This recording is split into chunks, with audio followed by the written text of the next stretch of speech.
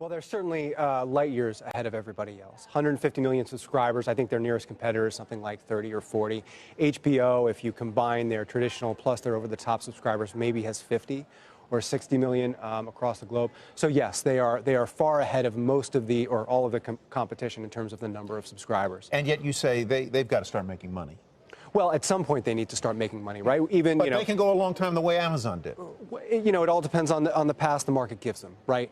So as long as they continue to grow subscribers, it seems that in this market, companies that can grow their top line at a high rate don't really need to make money. And if you think about the streaming business in general, what does it say about the streaming business in general if you have 150 million subscribers and still are burning through $3 or $4 billion of cash a year, right? And if you've already reached that number, it was interesting. Barry Diller said no one can dislodge them because of that lead that they have.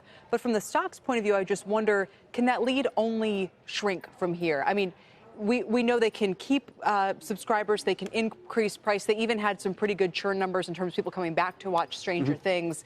But with all of these new players coming to market, is the only room for them to grow to the downside? At some point, competition matters, right? So first off, it's very easy to switch in and out of these services. So as you have more over-the-top services coming in, how much of that streaming shopping or going in and out, Netflix for 3 months, you switch over to HBO for Game of Thrones, how much is that going to impact churn, right, is going to be a big point. And look, Disney doesn't think they're going to be profitable in their streaming services until 2024. You've got Hulu, which is also going to burn something like $1.5 billion for the next 2 years, and it's not going to be break even until 2024. So you have a lot of very large, very well-capitalized companies competing for the same market, which is both global and massive. But buy Netflix? No, I think. After all that?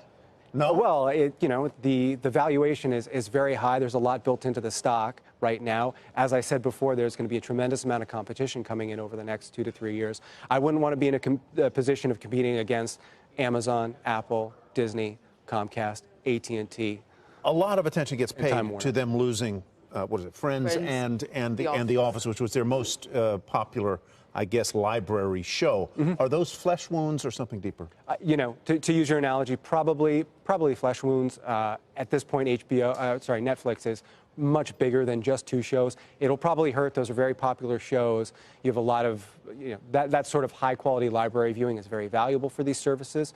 I think somebody else said it earlier on this program is that, you join a service for the prestige content, but you stay for the high-quality library, right? So perhaps it impacts churn a little bit, but it's not that. I do wonder, I'm sorry, is if we show those shows again that are so popular in terms of viewership, The Office, Friends, NCIS, the content that Netflix makes now with its original content, do you think those will be as popular as library shows or not?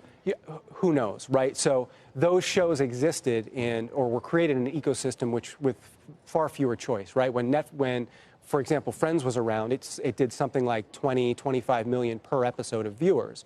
Today, the best show on television does something like 10, right, excluding all the sports. So it was in a different media culture. So those types of shows, it was easier to get a much larger or a more critical mass in culture. So it remains to be seen whether some of these streaming shows will have the same sort of cultural legacy. Were you amazed at how well Stranger Things did?